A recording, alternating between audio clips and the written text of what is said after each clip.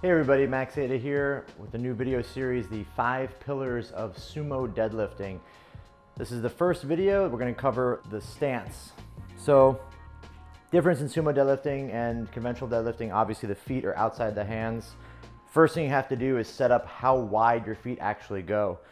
Generally, the place we want to start is to have somebody step wide, have their heel directly under their knee when they finally get into position. From here, Kristen's going to keep her shin basically perpendicular to the ground. She's going to set up, descend, the knee stays over the heel. The flat part of her shin should be pretty much perpendicular with body weight pressure right in the middle of her foot. She should feel her toe down, shin vertical, bar close now. From here, if she's set too far away from the bar and the bar's too forward, when she squats down, her knee's going to come over the bar too much. It's going to be like a squat. So the bar is now having to move backwards a little bit too much. It's going to be a little bit worse mechanical advantage for her breaking the bar from the floor. Not the best start position. Too far back, she's trying to lever her body weight against the bar. If she was to let go of the bar in this position, she would fall over backward. That's not the position we want to move in. We're not going to be strong there because we're only really putting all our body weight on the heel. Her toe can probably move here because there's no weight on it. So make sure when you set up, you're not levering against the bar in order to hold that position. You should be able to maintain your start position without a barbell.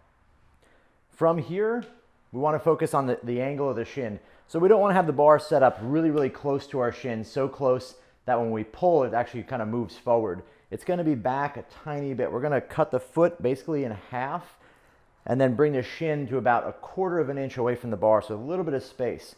What this allows us to do is have the knee come forward a tiny, tiny bit, which lets us use our legs a little bit better. If your shin is too far back or the bar is too far back against your shin, it's kind of easy for you to fall backwards and lose your balance in the movement.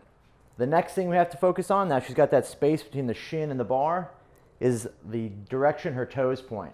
The wider your feet go, generally as a rule, the more outward your toes are going to be pointed. So if Kristen brought her feet in really close here, kind of a modified sumo, she might have her feet a little bit more forward. That's going to be a little bit more conducive to that kind of pull. Goes out really wide, maybe a little bit wider than where she was, toes kind of close to the plates. Her feet are going to be pointed out a little bit more. Something to remember about the foot. As you turn it out wider, you're going to lose distance horizontally to adjust your balance, right? So if your feet are really wide and really out like this, your balance is going to be slightly harder to maintain. And then the third point, once she's got her feet the width she wants, so her heels under her shin or under her knee, toes out to the degree she wants them, it's the balance of the foot. We want to have 3 points of contact. Big toe pushed into the ground, little toe pushed into the ground, and heel into the ground. We don't want to shove all our weight back to our heels because, again, it's going to kind of make it difficult to use our legs to the best of their ability right off the floor. And at the same time, it can push her balance too far back, so when she starts pulling, she might fall over backward. Okay, so from here, she's found her balance.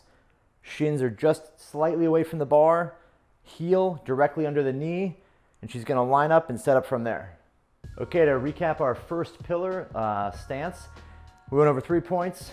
The foot position, so wider stance, toes out more, narrower stance, toes in more generally. The shin angle, we want a perpendicular angle, but the shin has to still be slightly away from the bar so we can utilize our legs the best. And then balance on the foot. 3 points of contact, big toe, little toe, and heel, keeping the pressure in the middle of your foot, not too far back on your heel, and definitely not towards your toes. And that was part 1 of our 5-part series. If you like what you saw, go ahead and subscribe to the channel to see the rest of them.